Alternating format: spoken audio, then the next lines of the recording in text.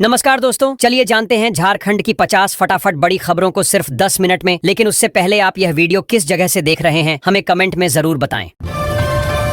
हर हाल में युवाओं को न्याय मिलेगा। रांची आंदोलन पर सीएम हेमंत सोरेन का बड़ा वादा। झारखंड में जेपीएसएससी में कथित गड़बड़ी को लेकर अभ्यर्थियों के आंदोलन के बीच सीएम हेमंत सोरेन ने पहली बार विस्तार से अपनी प्रतिक्रिया दी है। उन्होंने स्पष्ट किया कि सरकार पूरे मामले को अत्यंत गंभीरता और संवेदनशीलता से देख रही है। युवाओं के भविष्य से समझौता नहीं किया जाएगा। जांच पूरी होते ही सरकार ठोस व निष्पक्ष निर्णय लेकर युवा साथियों को न्याय दिलाएगी। मुख्यमंत्री दिशोम गुरु शिबू सोरेन की पुण्यतिथि पर नेमरा में श्रद्धांजलि कार्यक्रम के बाद मीडिया से बातचीत कर रहे थे। मुख्यमंत्री ने कहा कि यह न्याय करने वाली संवेदनशील सरकार है। हम जिस समस्या के पीछे हम पड़ते हैं उसे ठीक करके ही दम लेते हैं। सीना चीर कर नहीं दिखा सकता कि हम कितने गंभीर हैं। सरकार छात्रों की पीड़ा और उनकी आशंकाओं को समझ रही है। संवैधानिक दायरे में युवाओं को न्याय मिलकर रहेगा।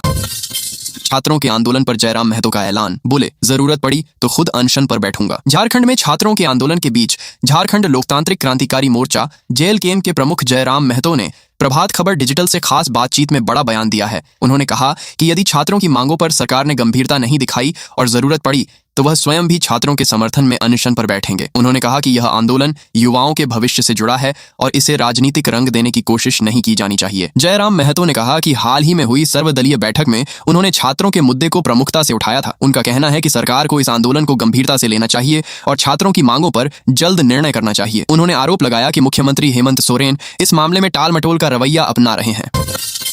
जेपीएससी आंदोलन में नया मोड़। सोनम वांगचुक की अपील पर छात्र नेता देवेंद्र महतो ने तोड़ा अनशन। झारखंड में जेपीएससी और जेएसएससी भर्ती परीक्षाओं में कथित धांधली को लेकर चल रहा विवाद थमने का नाम नहीं ले रहा है। रांची के जयपाल सिंह स्टेडियम में हजारों छात्र लगातार धरना दे रहे हैं। इस आंदोलन का नेतृत्व कर रहे छात्र नेता देवेंद्र नाथ महतो पिछले 5 दिनों से आमरण अनशन पर बैठे थे। कल दोपहर अचानक उनकी तबीयत बिगड़ने लगी, जिसके बाद मेडिकल टीम ने उन्हें अस्पताल में भर्ती कराने की सलाह दी, लेकिन उन्होंने इनकार कर दिया। इसी बीच लद्दाख के प्रसिद्ध पर्यावरणविद और शिक्षाविद सोनम वांगचुक ने उनसे वीडियो कॉल के जरिए संपर्क किया। वांगचुक ने छात्रों की मांगों का समर्थन करते हुए देवेंद्र महतो से उनके स्वास्थ्य का हवाला देकर अनशन खत्म करने का आग्रह किया। वांगचुक के व्यक्तिगत आश्वासन के बाद महतो ने जूस पीकर अपना अनशन तोड़ दिया है।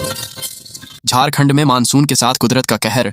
3 जिलों में आकाशीय बिजली गिरने से 14 लोगों की दर्दनाक मौत। झारखंड में मानसून की बारिश इन दिनों राहत से ज्यादा आफत बनकर बरस रही है। राज्य के विभिन्न हिस्सों में आकाशीय बिजली वज्रपात कहर बनकर टूट रही है। पिछले 24 घंटों के भीतर राज्य के 3 जिलों गिरिडीह, दुमका और लातेहार में आसमानी बिजली गिरने की अलग अलग घटनाओं में कुल 14 लोगों की दर्दनाक मौत हो गई है, जबकि आधा दर्जन से अधिक लोग गंभीर रूप से झुलस गए हैं। मृतकों में ज्यादातर गरीब किसान और मजदूर शामिल हैं जो खेतों में धान की रोपणी कर रहे थे या अचानक आई तेज बारिश से बचने के लिए पेड़ों के नीचे खड़े हो गए थे। मुख्यमंत्री ने इस प्राकृतिक आपदा पर गहरा दुख व्यक्त किया है और आपदा प्रबंधन विभाग को मृतकों के परिजनों को तत्काल 4-4 लाख रुपए का मुआवजा देने का निर्देश दिया है। पुलिस को मिली ऐतिहासिक कामयाबी। 15 लाख का इनामी कुख्यात माओवादी मदन महतो भारी हथियारों के साथ गिरफ्तार। झारखंड में नक्सलवाद के खात्मे की दिशा में पुलिस और सुरक्षा बलों ने एक बहुत बड़ी सफलता हासिल की है। खुफिया इनपुट के आधार पर झारखंड एटीएस और स्थानीय पुलिस की संयुक्त टीम ने एक बड़े ऑपरेशन को अंजाम देते हुए 15 लाख रुपए के इनामी कुख्यात माओवादी कमांडर मदन महतो को गिरफ्तार कर लिया है। उसे उसके 2 अन्य हार्डकोर साथियों के साथ पश्चिम बंगाल के कोलकाता के एक गुप्त ठिकाने से दबोचा गया। पुलिस सूत्रों के अनुसार इन नक्सलियों के पास से एक AK-47 राइफल, कई राउंड जिंदा कारतूस, लेवी के लाखों रुपए नकद और कई अहम दस्तावेज बरामद हुए हैं। मदन महतो झारखंड में दर्जनों पुलिसकर्मियों की हत्या, लैंडमाइन ब्लास्ट और करोड़ों रुपए की लेवी वसूली के मामलों में मोस्ट वांटेड था।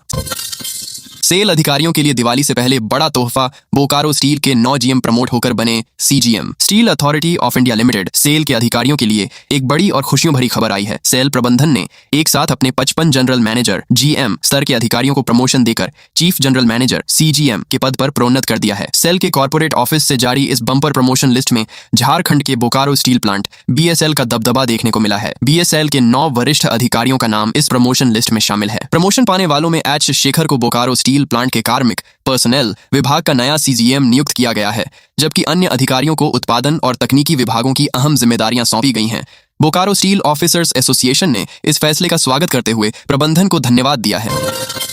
आचार्य नियुक्ति परीक्षा। हैकिंग मामले में हाईकोर्ट सख्त। 18 अगस्त को होगी परीक्षा। रद्द करने पर अहम सुनवाई। झारखंड में 26,000 पदों पर हो रही माध्यमिक आचार्य नियुक्ति परीक्षा को लेकर विवाद और गहरा गया है। इस बहुचर्चित परीक्षा में ऑनलाइन सेंटरों पर सर्वर हैकिंग और सिस्टम में भारी गड़बड़ी के आरोप लगाते हुए कुछ अभ्यर्थियों ने झारखंड हाईकोर्ट का दरवाजा खटखटाया था। याचिकाकर्ताओं का दावा है कि परीक्षा के दौरान बाहरी सॉफ्टवेयर के जरिए कंप्यूटर स्क्रीन शेयर की गई थी। झारखंड हाईकोर्ट के मुख्य न्यायाधीश की खंडपीठ ने इस मामले को गंभीरता से लेते हुए संज्ञान लिया है। अदालत ने राज्य सरकार और झारखंड कर्मचारी चयन आयोग JSSC को नोटिस जारी कर पूरी परीक्षा प्रक्रिया की स्टेटस रिपोर्ट तलब की है। हाईकोर्ट ने स्पष्ट किया है कि इस मामले की अगली और बेहद अहम सुनवाई अब 18 अगस्त को होगी।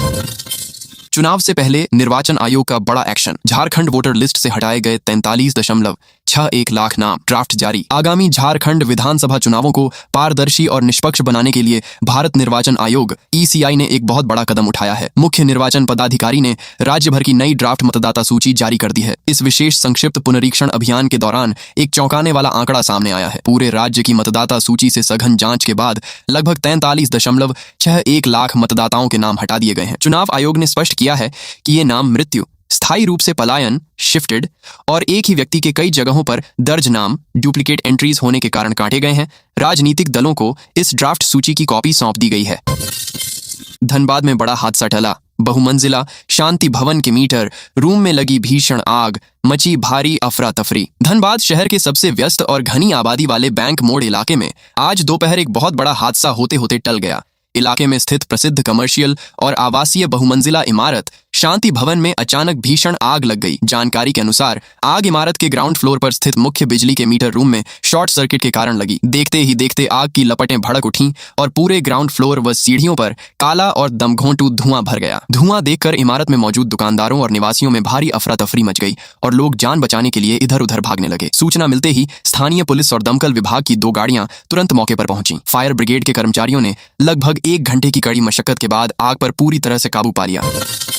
अब एक फोन पर दूर होगी बिजली की समस्या। JBVNL ने जारी किया हेल्पलाइन नंबर। रांची के लोगों को मिलेगी राहत। झारखंड बिजली वितरण निगम लिमिटेड JBVNL के विद्युत आपूर्ति अंचल रांची ने रांची एवं खूंटी जिले के बिजली उपभोक्ताओं की सुविधा के लिए नई व्यवस्था लागू की है। निगम की ओर से जारी सूचना के अनुसार अब बिजली आपूर्ति, बिजली बिल अथवा विद्युत सेवा से संबंधित किसी भी प्रकार की शिकायत उपभोक्ता सीधे जन समस्या निवारण केंद्र में दर्ज करा सकेंगे। JBVNL ने बताया है कि उपभोक्ता अपनी शिकायत मोबाइल नंबर 9431113568 पर कॉल करके या व्हाट्सएप के माध्यम से दर्ज करा सकते हैं। इस व्यवस्था का उद्देश्य शिकायतों का त्वरित समाधान सुनिश्चित करना तथा उपभोक्ताओं को कार्यालयों के चक्कर लगाने से राहत देना है। इस व्यवस्था का उद्देश्य शिकायतों का त्वरित समाधान सुनिश्चित करना तथा उपभोक्ताओं को कार्यालयों के चक्कर लगाने से राहत देना है।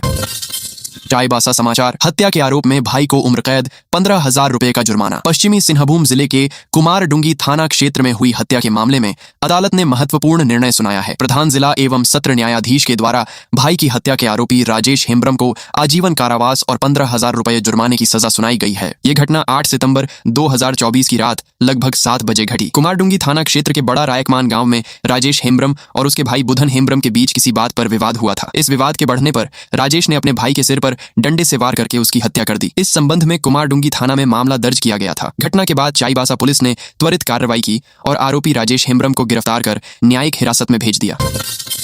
झारखंड में ड्राफ्ट वोटर लिस्ट जारी। नाम छूट गया तो घोषणा प्रपत्र के साथ भर सकते हैं। फॉर्म 6 मतदाता सूची के विशेष गहन पुनरीक्षण कार्यक्रम के तहत बुधवार यानी 5 अगस्त को मतदाता सूची का प्रारूप प्रकाशन कर दिया गया। मतदान केंद्रों पर उसे चस्पाया भी गया। आयोग की मंशा है कि कोई भी अपात्र नहीं जुड़े और पात्र मतदाता नहीं छूटे। अब जिनका किसी कारण से इस प्रारूप मतदाता सूची में नाम नहीं है वह घोषणा प्रपत्र के साथ फॉर्म 6 भर सकते हैं ताकि नियमानुसार उनके नाम को मतदाता सूची के अंतिम प्रकाशन में शामिल किया जा सके। नया फॉर्म 6 जमा करने के लिए 5 अगस्त से 4 सितंबर तक समय निर्धारित किया गया है। बता दें कि 29 जुलाई तक लगभग 1,42,400 वोटरों का किसी न किसी कारणवश गणना प्रपत्र अप्राप्त रह गया।